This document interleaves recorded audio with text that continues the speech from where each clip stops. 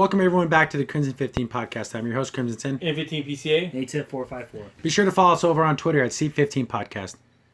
So, episode 2 of She-Ra and the Princesses of Power. We actually get the theme song in the first episode, or the first episode didn't have a theme song, but now they're showing this one, and it is as generic can be. And one of the couple things that I saw in this opener, first, you have, it shows off her old team, that lizard person, that girl that is more manly, and then the freaking loser guy who got shot in the first episode. He's always pathetic.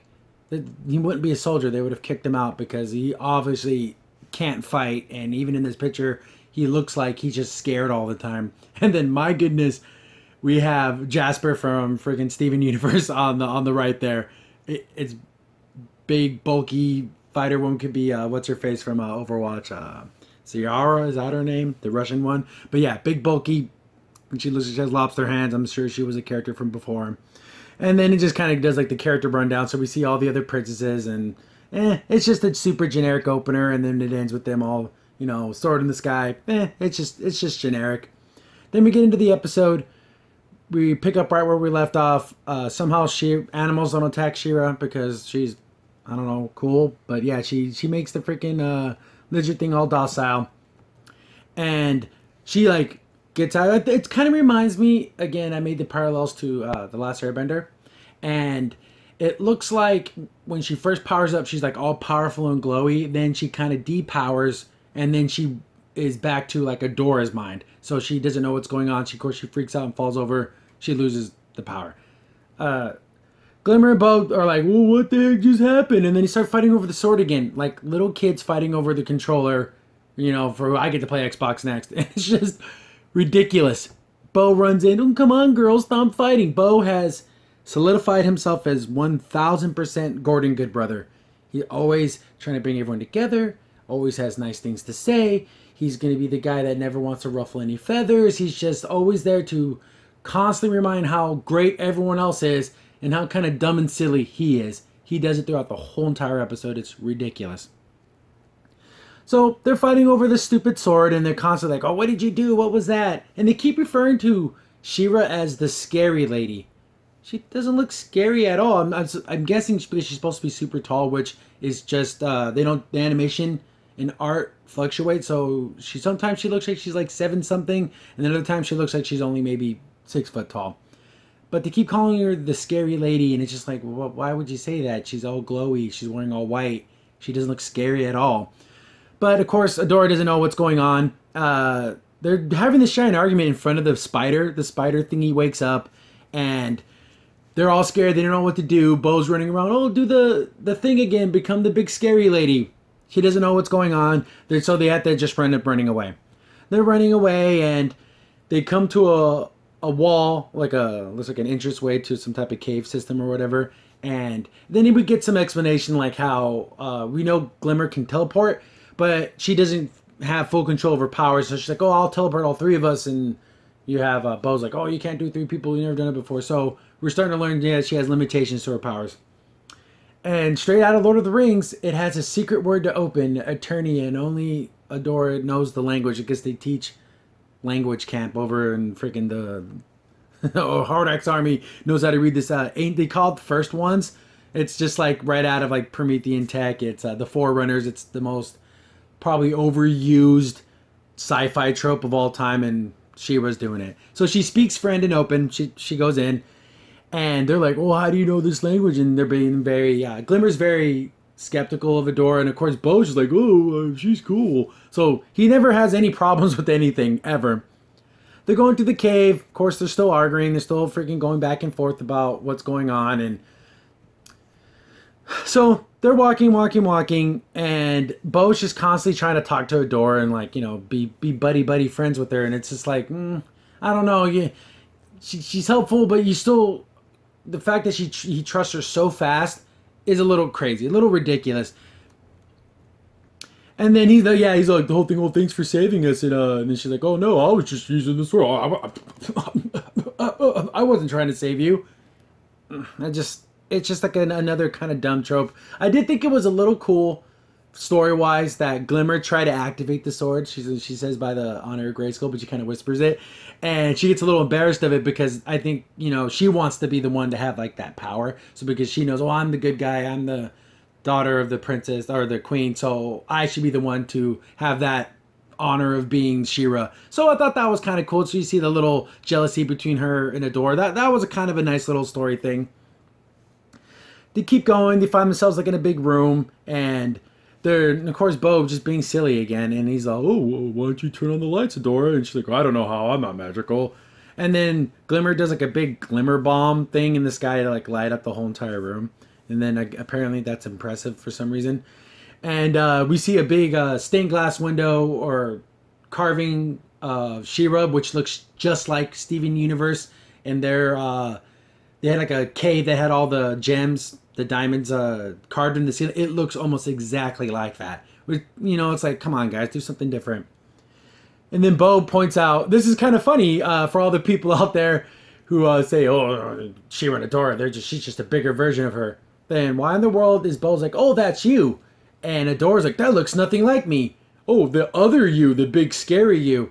So even the characters in the show say she doesn't look like Adora. So there you go.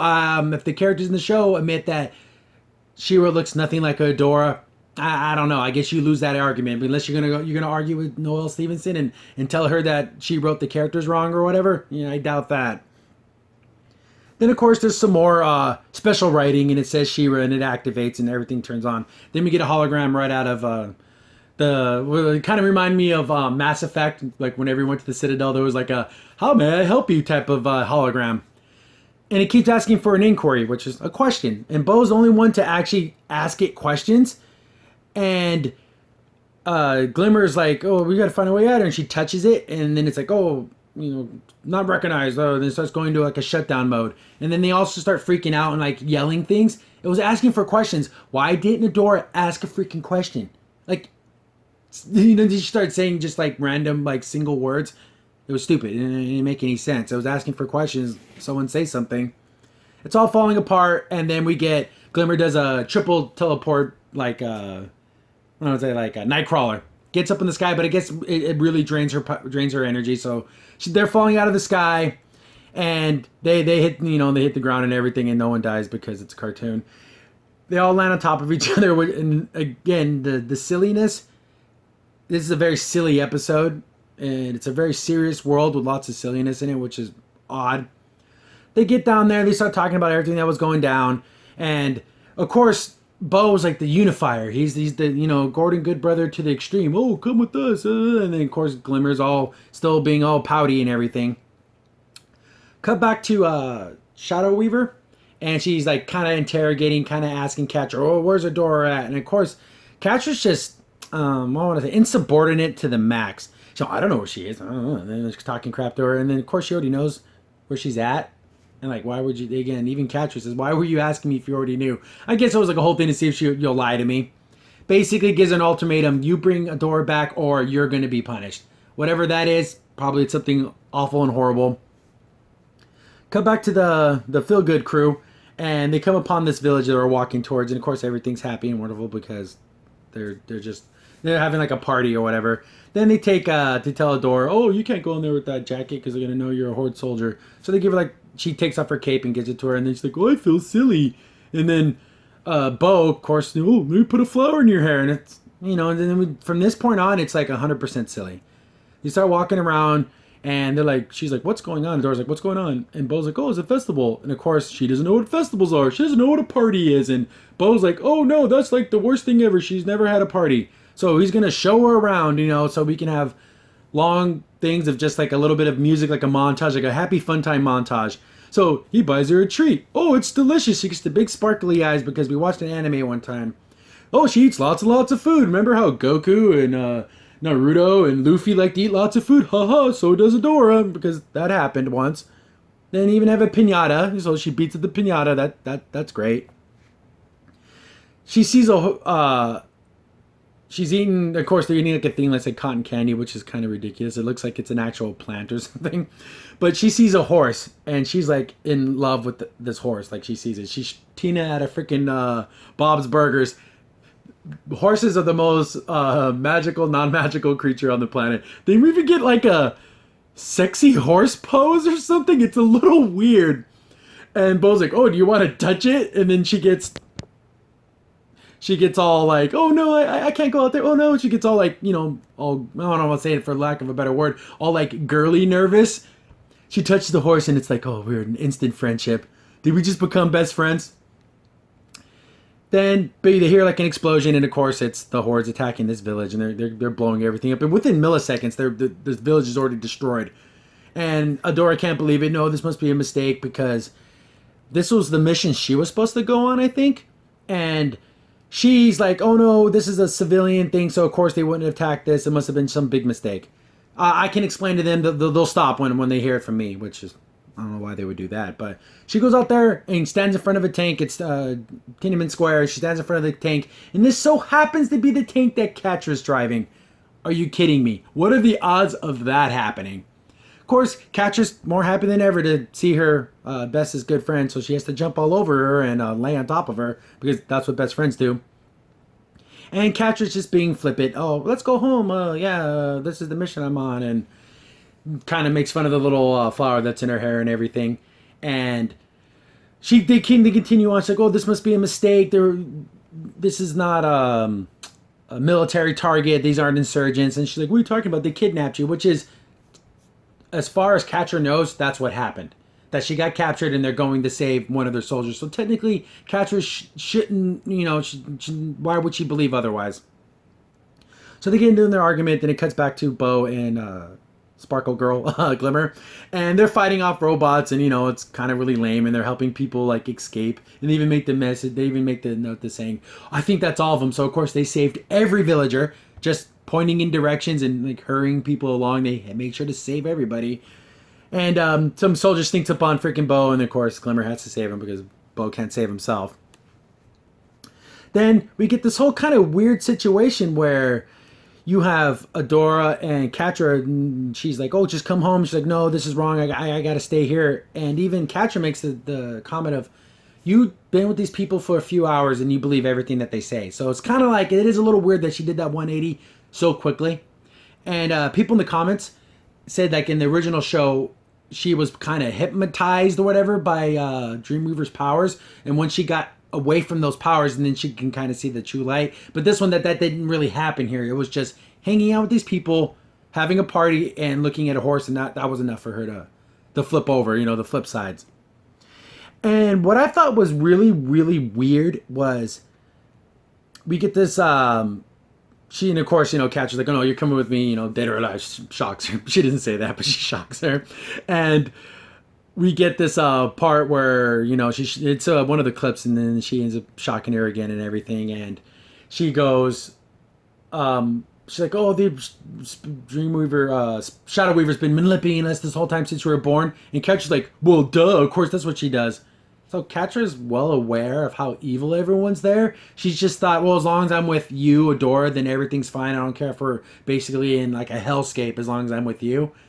That's really weird. That's more. It's 1,000,000% Catra is completely in love with Adora and will do anything to be with her. And it's super like kind of weird. So everything was wrong and evil, and you didn't care, and you never brought it up.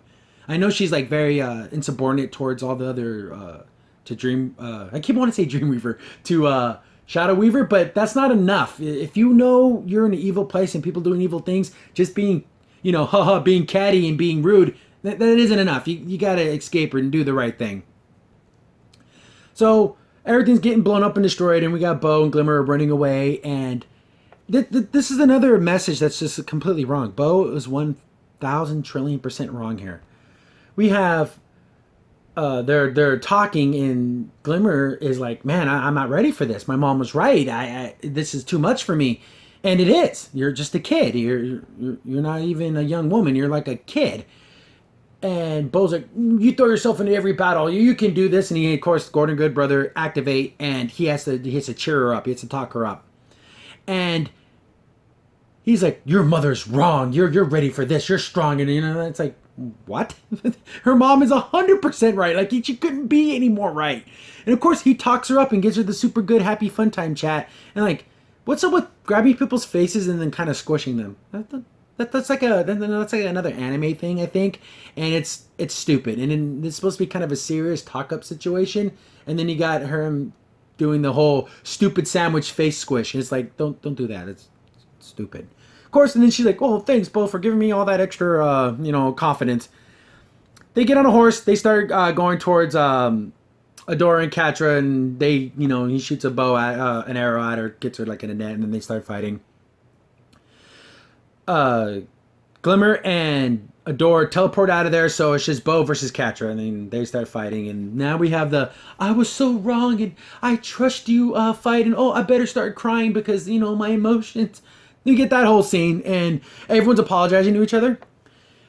And Adora's like, "You have no reason to trust me," and she's like, "Oh, I don't, but I think you'll be able to help us. I'm so sorry, I was so wrong, and then I'm wrong because I'm the Horde soldier. Oh no, it's really my fault." And I hate that crap. Stop apologizing. Yeah, it was a situation. No one knew what was going on. It really wasn't anyone's fault. You don't have to apologize. She gets the sword, and she does her thing, becomes She-Ra, and we get the 10 to 20 second waste of time recycled animation. And like I said, she gets all glowy and powerful, and she almost looks super stoic. And it's playing like the heavenly music, like, ooh, she's so powerful and wonderful. I'm thinking she has no idea what's going on right now. When she's like in the glowy version of She-Ra, it's just like all combat, all fighting all the time. Cut back to the fight between Bo and Catra, which is a pretty lame fight. It's over pretty quick. He kind of gets away from her, then he gets surrounded. And this is, again, another silly moment where I feel like it was unnecessary and stupid. He gets surrounded by all the Horde soldiers. There's tanks. He's basically done. He has no more arrows. And he's with his horse, and he's like, "It was an honor to serve with you, horsey." Like, you would really say that right before you die? Is this serious or is this silly? I'm assuming they're going for silly, but it's a serious kind of world where they talk about the village being destroyed and losing all those people. So this balance is weird. It's too serious at sometimes and way too silly at other times. And the horse is the most chill horse of all time. It does not care. This horse has "I don't give an F" face. It's kind of ridiculous. So Bo's basically just accepted his fate. He's gonna die, and She-Ra walks onto the battlefield and just walks. It's playing the heavenly glowy music, and this is the worst feat of all time. This should be up on screen right now. My goodness, that's awful. Those boots are just terrible. But she's able to walk into the middle of this little battle. No one says anything. The other soldiers don't shoot at her. They don't do anything. They just let her walk out there with the sword, stab it into the ground, and it really doesn't do much. I thought it was going to be like a big kind of earthquake shatter type situation. It kind of lets out like an energy because it shows like the tank stuff get all like electrified. So I don't know if it was an energy blast or if it was just the force of actually destroying the ground. Either way, the soldiers do nothing. And we have, this is where another scene where it looks like, yeah, look how big She-Ra is. Yeah, she does look like she's 8 foot. Bo looks tiny compared to her. But in other scenes, the height doesn't look anything like that. So it's one of the few screenshots where she does look like she's 8 feet tall. Then, she's looking and she's still in her glowy mode, so she's has no feelings or emotions. Very, very Avatar state. She's going around, cuts the tip off a tank, just the tip. And of course, it has to show the soldier get out of the tank before it blows up, It's okay to show that we can assume that there was people in the tank, and it takes more than one person to run the tank, if anyone knows anything. But yeah, of course, he gets out because he can't let the bad guys die, even though they're evil. She was out fighting more guys, kicking their butts like it's nothing. She blocks an attack, and then just her blocking it sends the guy flying. I do like the fact that they show how incredibly physically strong she is. She grabs one of those spider tanks by its leg and just flings it like it was, a sack of potatoes. She just sends it flying. Then they're all like, this is another part I thought was, again, I don't know if it's supposed to be dramatic or silly, but the other soldiers are like, "Oh no, run away!" They might as well be the grunts from Halo. They start screaming as they're running away in the most pathetic way you can imagine someone screaming and running away. Why can't it be, all soldiers retreat from battlefield and they just run away? No, they have to be shown to be freaking, I'm scared, oh no, the big scary lady.